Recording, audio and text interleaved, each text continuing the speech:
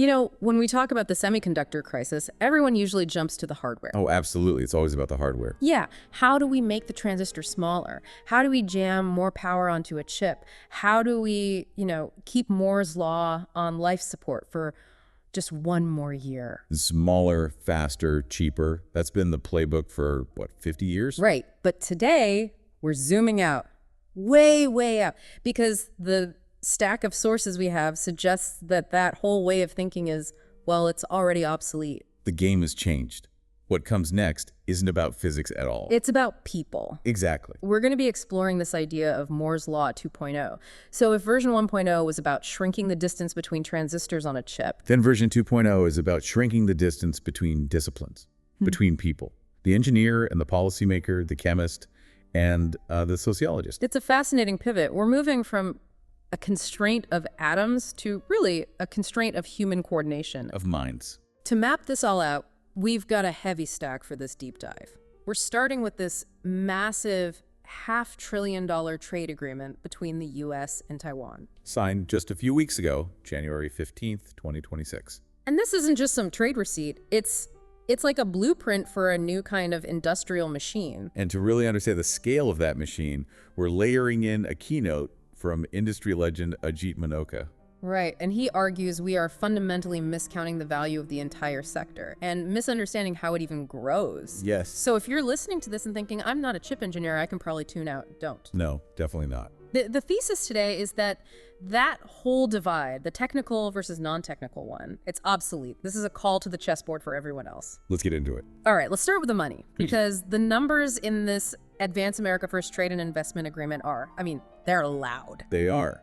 We're looking at a commitment of at least $250 billion in new direct investments from Taiwanese companies into the U.S. Okay, I want to pause on that for a second. We hear billions thrown around in tech headlines all the time. Put $250 billion in context for us. Is this just normal corporate spending? Oh, not at all. This is not normal. To give you a sense of scale, think back to the original U.S. HAPS Act. A few years ago, yeah. That was the big legislation that really kicked off this whole conversation about onshoring manufacturing. That bill had about $52 billion in direct subsidies. So this is basically 5 times that amount. Correct. And this is coming just from private Taiwanese companies, and that's not even the whole story. On top of that $250 billion, there's another $250 billion in credit guarantees. Okay, so that's $500 billion of capital mobilization. But what really jumped out at me wasn't the how much, it was the where. They aren't just scattering factories randomly. They use this very specific phrase, industrial clusters. Right, and this is where that Moore's Law 2.0 idea starts to show up in the actual policy. How so? Well, you can't just build a semiconductor fab in a cornfield and hope for the best. A fab is like a living organism. It needs a dedicated chemical supply chain. It needs an incredibly stable, high-voltage energy grid. It needs packaging facilities right next door. It sounds like they're trying to artificially create a Silicon Valley effect, but for hardware? That's exactly it. They're trying to physically condense the supply chain. If you look at how a chip is made today, a single component might cross an international border 70 times before it's finished. 70 times? That's insane. It's wildly inefficient, and in a volatile world, it's just plain dangerous. Yeah. This deal is trying to put the chemistry, the lithography, the packaging, all of it in the same zip code. Okay, but my question is, moving a whole supply chain is incredibly expensive, it's risky. How do you actually get companies to do that? I saw the section on tariffs in the agreement, the Section 232 duties. And usually tariffs are a tax, a wall. But this looked different. It is different. It's almost like a game mechanic. Think of it less like a wall and more like a bridge. A bridge. Yeah, the U.S. is basically saying, look, if you commit to building a factory here, we will let you import your products duty-free while you build. So it's a cash flow play. Precisely. It solves what they call the valley of death. Building a fab takes, 3 to 5 years and billions of dollars before you sell a single chip. Yeah. That can bankrupt smaller suppliers. Right. So this clause says, keep selling your Taiwan-made chips to your U.S. customers tax-free to keep your revenue up so that you have the cash to actually build the new U.S. factory. That is a very clever piece of leverage, using the tariff exemption as a form of financing. And it doesn't stop there. Even after they start production here, they get a permanent allowance to import 1.5 times their U.S. production capacity, also duty-free. It's all designed to lower the friction of moving an entire industry. So we have the board set up. The US and Taiwan have agreed on the rules, they've put the money down. But this brings us to our second source, Ajit Manocha, because he argues that even with all this, we are fundamentally underestimating the size of the game we're playing. He says we've been counting wrong for years. Break that down for me, because if I look up semiconductor industry revenue on, say, a Bloomberg terminal, I get a number around 600 billion.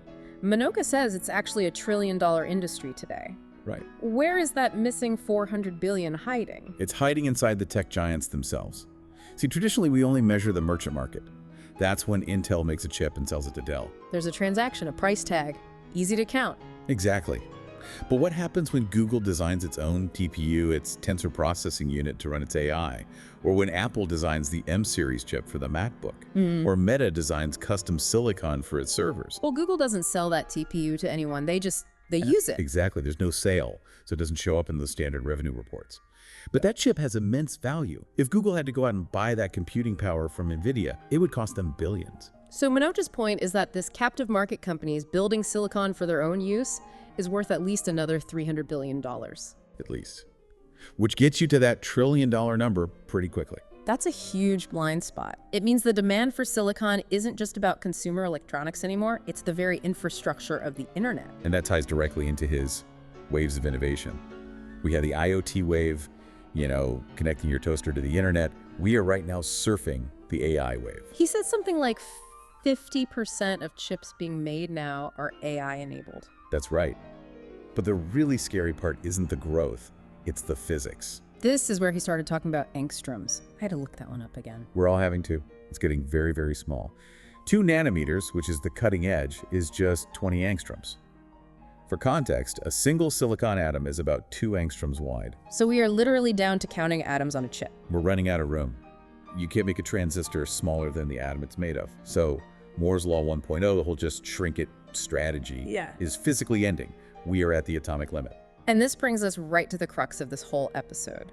If we can't scale by shrinking atoms, how in the world do we scale? We scale by stacking systems. We look at 3D packaging, new materials, photonics. But here's the catch, and this is the absolute core of Moore's Law 2.0.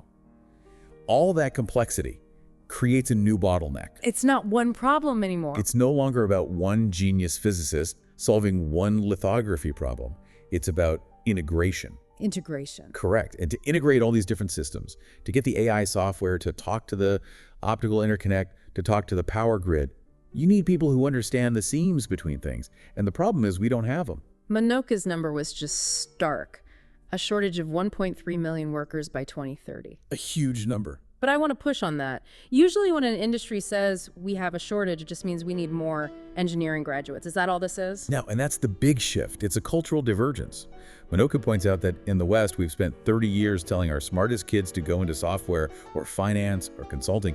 We culturally drifted away from making physical things. While Asia was doubling down on it.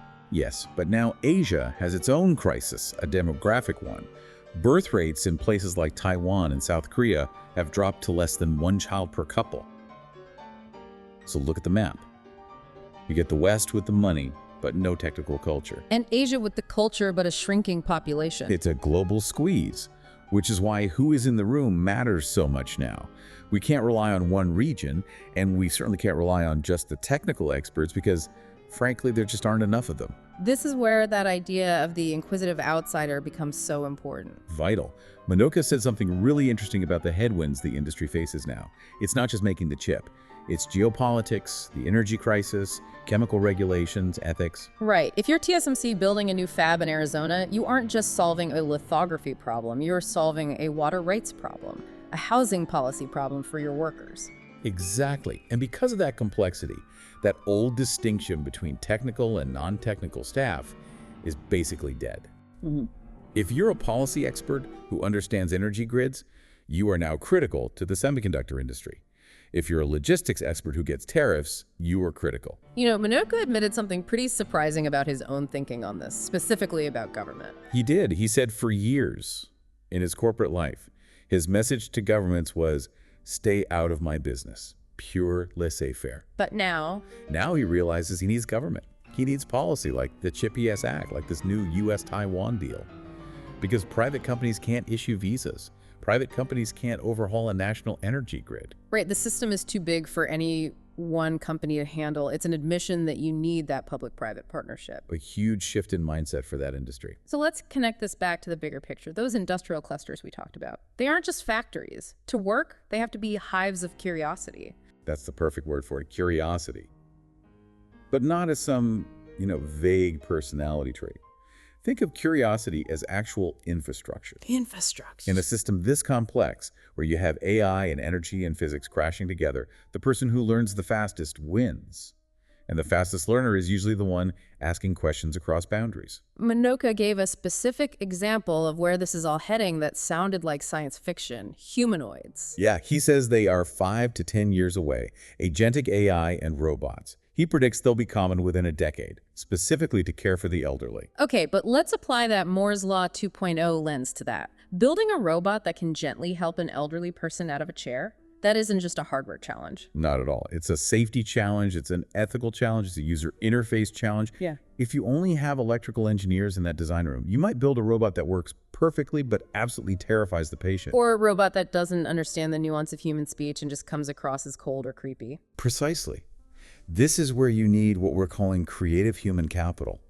People who can translate these opaque, complex systems into stories and experiences that humans actually want to engage with. You need the nurse, the psychologist, the storyteller in that room asking, hey, have you thought about why it moves like that? Because that collaboration lowers the cost of being wrong. That's a great way to put it. If you ask that question early, you save billions.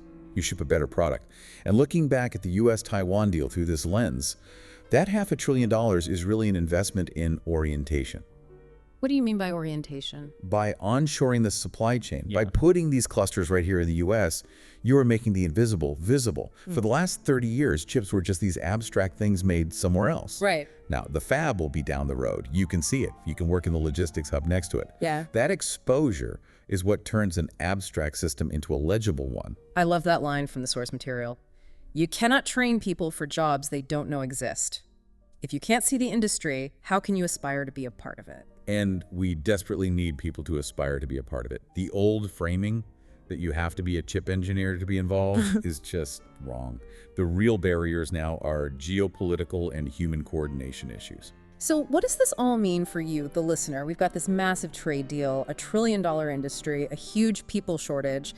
If I'm listening to this and I'm a writer or project manager or just someone who likes solving puzzles, where do I fit? The big takeaway is that Moore's Law 2.0 is a bet on better patterns of human collaboration.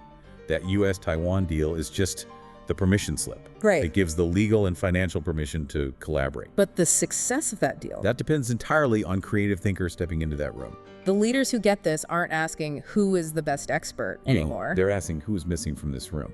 That's the critical question now. If you're building a humanoid for elderly care and you don't have a sociologist in the room, you're missing the entire point. Or if you're building a new fab in Texas and you don't have local community leaders and water conservationists in the room, you are going to fail. It's about shifting value from individual mastery to collective sense-making. Exactly. The most reliable way to think outside the box isn't to be smarter inside it. It's to engage people who are not in your box at all. So here's a final thought to leave you with. Manocha mentioned we are moving toward a world of agentic AI and humanoids. He predicted 13 million robots among us by 2035. That's a staggering amount of machinery. It is. But if the machinery of the future is being built on a foundation of collaboration and creative synthesis, if the hard part isn't the metal, but the meaning, Then the question isn't, can I code? the question is, can I connect? Can you translate? Can you bridge the gap between two different worlds? Are you waiting for an invitation to the room, or are you the one who needs to knock on the door? Because the progress we make from now on depends on how quickly we learn with each other, not after each other. The door is wide open. Thanks for diving in with us. We'll see you on the next one.